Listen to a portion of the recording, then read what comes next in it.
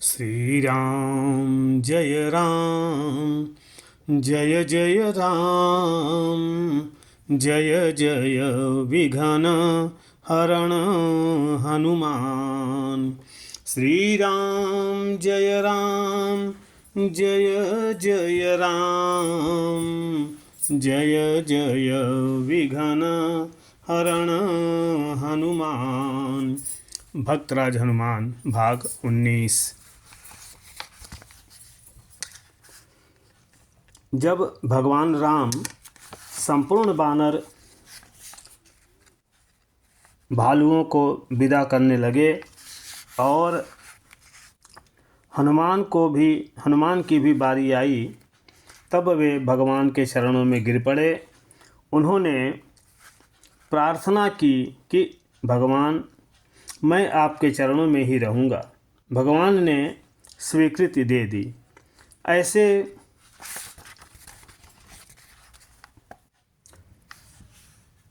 भक्त को भला भगवान कब छोड़ते हैं। भगवान की लीला के संवरण का समय आया, तब भगवान ने हनुमान को बुलाकर कहा, हनुमान, अब तो मैं अपने लोक में जा रहा हूँ, परंतु तुम दुख मत करना। यह अप्रिय कार्य तुम्हें करना पड़ेगा। तुम पृथ्वी में रहकर शांति का, प्रेम का और ज्ञान का प्रचार करते रहो। जब तुम मुझे स्मरण करोगे, तब मैं तुम्हारे सामने प्रकट हो जाऊंगा। जहाँ जहाँ मेरी कथा हो, मेरा कीर्तन हो, वहाँ वहाँ तुम उपस्थित रहना। मैं तुमसे अलग थोड़े ही होता हूँ। यह तो केवल मेरी एक लीला है। हनुमान ने हाथ जोड़कर कहा, प्रभु, मैं रहूँगा। जहाँ जहाँ आपकी कथा होगी, वहाँ वहाँ जाकर सुनूंगा। यत्र यत्र रघुनाथ कीर्तनं तत्र तत्र कृतमस्तकाञ्जलिं बाष्पवारि परिपूर्णलोचनं मारुतिं नमत राक्षसान्तकम्।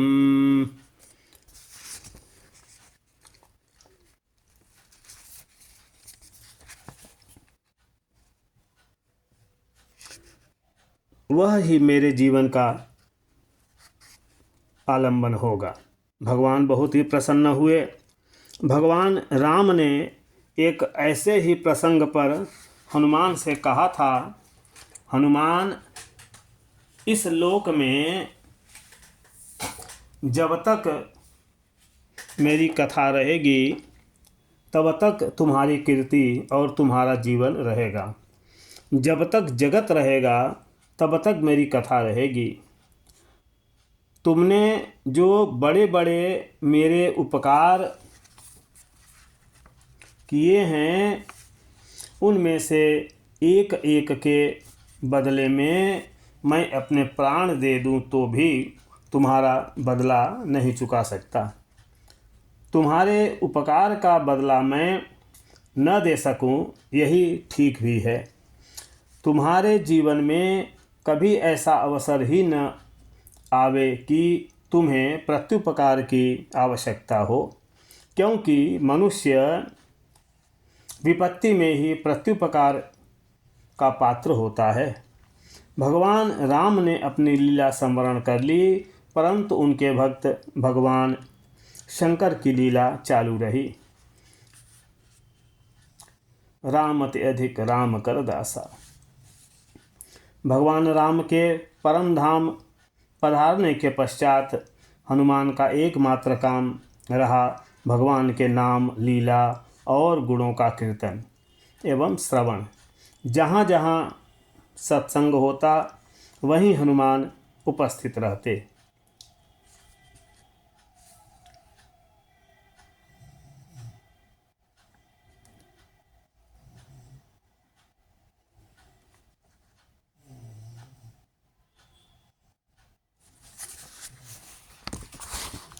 नारायण नारायण।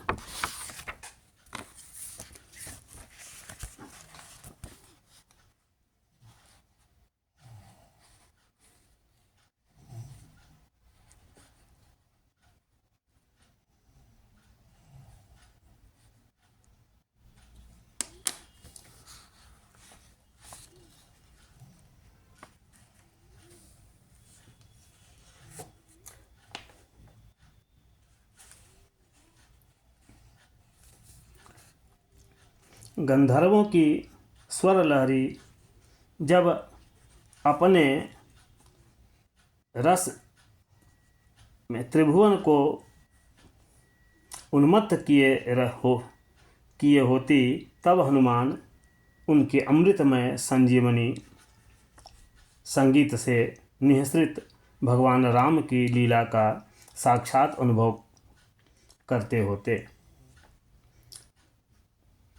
युग पर युग बीत गए, परंतु एक क्षण के लिए भी उन्हें भगवान की विस्मृति न हुई।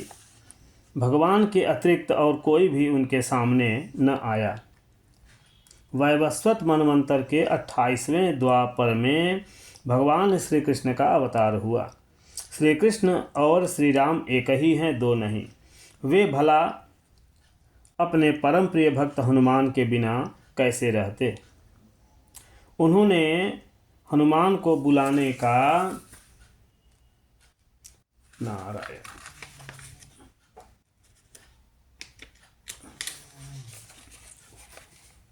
संकल्प किया, परंतु इसके साथ भी तो कुछ लीला होनी चाहिए। हनुमान की महत्ता प्रकट होनी चाहिए। अपना कहलवाने वालों में जो दोष दुर्गुण आ गए हैं, उन्हें दूर करना चाहिए। भगवान के संकल्प करते ही हनुमान द्वारिका के पास ही एक उपवन में आ विराजे। भगवान नाम का संकीर्तन करते हुए फल खाने लगे, डालियाँ तोड़ने लगे। उन दिनों सत्यभामा के लिए भगवान ने पारिजात हरण किया था। उन्हें गर्व था कि भगवान का सबसे अधिक प्रेम मुझ पर ही है, मैं सबसे सुंदरी हूँ। उन्होंने बात ही बात में एक दिन कह भी दिया कि क्या सीता मुझसे अधिक सुंदरी थी कि उनके लिए आप वन वन भटकते रहे। भगवान चुप रहे। चक्र के मन में भी गर्व था कि मैंने इंद्र के वज्र को परास्त कर दिया। गरुड़ भी सोचते थे कि मेरी सहायता से श्री कृष्ण ने इंद्र पर विजय प्राप्त की है। भगवान श्री कृष्ण ने सोचा कि इन तीनों का गर्व नष्ट होना चाहिए। ये मेरे होकर अभिमानी रहें, यह मुझे सही नहीं है। धन्य भगवान की कृपा। भगवान ने गरुड़ को बुलाकर आज्ञा दी कि गरुड़, द्वारिका के उपवन में एक बानर आया है, उसे पकड़ कर लाओ।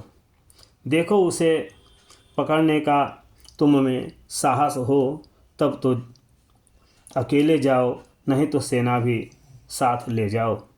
गरुड़ के मन में यह बात आई कि एक तो भगवान साधारण सा बानर पकड़ने के लिए मुझे भेज रहे हैं, दूसरे सेना भी साथ ले जाने को कहते हैं।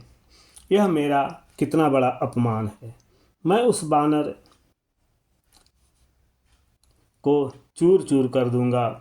गरुड़ ने अकेले जाकर देखा कि हनुमान उनकी ओर पीठ करके फल खा रहे हैं और बड़ी मस्ती से राम राम का कीर्तन कर रहे हैं। उन्होंने पहले डांट फटकार कर हनुमान को ले जाने की चेष्टा की, परंतु हनुमान टस से मस नहीं हुए। जब गरुड़ ने उन पर आक्रमण किया तो पहले बहुत देर तक जैसे लोग नन्ही नन्ही चिड़ियों से खेला करते हैं, वैसे हनुमान खेलते रहे, परंतु जब गरुड़ न माने तब उन्होंने अपनी पूंछ से उन्हें लपेटकर तनिक सा कस दिया। वे छटपटाने लगे। उन्होंने भगवान श्री कृष्ण का नाम बताकर कहा कि उनकी आज्ञा से मैं आया हूँ, उन्होंने तुम्हें बुलाया है, वे साक्षात नारायण हैं, चलो। हनुमान ने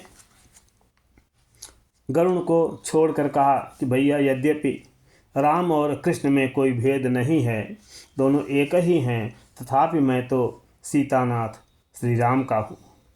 मेरे हृदय में उन्हीं का पक्षपात है, मैं श्री कृष्ण के पास क्यों जाऊँ। हनुमान ने यह कहकर मानो भगवान की लीला में सहयोग दिया। अभी गरुड़ का गर्व टूटा नहीं था। वे सोचते थे कि अगर मैं पकड़ न गया होता तो हनुमान को बलात् ले चल सकता। उन्होंने दोबारा आक्रमण किया। अभिमान अंधा बना देता है। श्री कृष्ण दूत समझकर हनुमान ने उन पर जोर से आघात नहीं किया, पर हल्के हाथ से पकड़कर समुद्र की ओर फेंक दिया। समुद्र में गिरने पर गरुड़ को दिग्भ्रम हो गया। बहुत देर तक वहीं भटकते रहे। जब उन्होंने भगवान का स्मरण किया तब कहीं द्वारिका का प्रकाश दिख पड़ा और वे श्री कृष्ण के पास आए। सब बात सुनकर श्री कृष्ण बहुत हंसे। अभी गरुड़ के मन में तेजी से उड़ने का गर्व बाकी ही था। वे सोचते थे कि उड़ने में मेरा मुकाबला वायु भी नहीं कर सकता, भले ही हनुमान बल में मुझसे बड़े हों। भगवान ने कहा, गरुड़, इस बार जाकर तुम कहो कि तुम्हारे इष्ट देव भगवान श्री राम तुम्हें बुला रहे हैं। शीघ्र ही चलो, उन्हें अपने साथ ही ले आना। अब वे तुम्हें कुछ नहीं कहेंगे, तुम्हारा बड़ा आदर करेंगे। यद्यपि गरुड़ जाने में डरते थे, फिर भी अपनी उड़ने की शक्ति दिखलाने के लिए वे गए। भगवान ने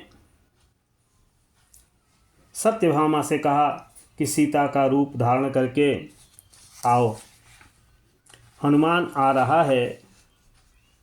चक्र से कहा कि सावधानी से पहरा दो, कोई भी द्वारिका में प्रवेश न करने पावे। सुदर्शन चक्र सावधानी से पहरा देने लगा और सत्यभामा सज धज कर अपने सौंदर्य के गर्व में मत्त होकर आ बैठी। भगवान श्री कृष्ण धनुष बाणधारी रामचंद्र हो गए। इस बार गरुड़ की हिम्मत हनुमान के पास जाने की न पड़ी। उन्होंने दूर से ही कहा कि भगवान श्री राम आपको शीघ्र ही बुला रहे हैं। यदि मेरे साथ ही आप चल सकें तो चलें, नहीं तो मेरे कंधों पर बैठ जाएं, मैं लेता चलूं। हनुमान ने बड़ी प्रसन्नता से कहा, अहो भाग्य, भगवान ने मुझे बुलाया है। नारायण नारायण, चलो मैं आता हूँ। गरुड़ ने सोचा कि ये क्या कह रहे हैं, मुझसे पीछे चलकर ये कितनी देर में पहुँचेंगे। परंतु वे डरे हुए थे। हनुमान से फिर कुछ कहने की उनकी हिम्मत नहीं पड़ी। वे चुपचाप चल पड़े। सोच रहे थे कि भगवान के पास चलकर अपनी तीव्र गति का प्रदर्शन करूंगा। हनुमान गरुड़ से बहुत पहले द्वारिका में पहुंच गए। हनुमान की दृष्टि में वह द्वारिका नहीं थी, अयोध्या थी। फाटक पर चक्र ने अकड़ कर कहा कि मैं तुम्हें नहीं जाने दूंगा। हनुमान ने कहा, तू भगवान के दर्शन में विघ्न करता है, और उसे पकड़कर मुंह में डाल लिया। भगवान के महल में जाकर उन्होंने देखा कि भगवान श्री राम सिंहासन पर विराजमान हैं और उन्हें माता सीता के दर्शन न हुए। हनुमान ने भगवान के चरणों में साष्टांग प्रणाम करके पूछा, महाराज, आज माता जी कहाँ हैं? उनके स्थान पर यह कौन बैठी है? आपने किस दासी को इतना आदर दे रखा है? सत्यभामा लज्जित हो गई। उनका सौंदर्य मद नष्ट हो गया। भगवान ने कहा, हनुमान, तुम्हें किसी ने रोका नहीं? तुम यहाँ कैसे आ गए? हनुमान ने मुंह से चक्र निकालकर सामने रख दिया। चक्र श्रीहत हो गया था। जब दौड़ते हाँफते गरुड़ पहुँचे तब उन्होंने देखा कि हनुमान तो पहले से उपस्थित हैं। उनका मस्तक नत हो गया। इस प्रकार हनुमान को निमित्त बनाकर भगवान ने तीनों का गर्व नष्ट किया और हनुमान की द्वारिका के पूर्व द्वार पर पुरी की रक्षा के लिए नियुक्त किया। जय श्री राम। श्री राम जय राम, जय जय राम, जय जय विघ्न हरण हनुमान।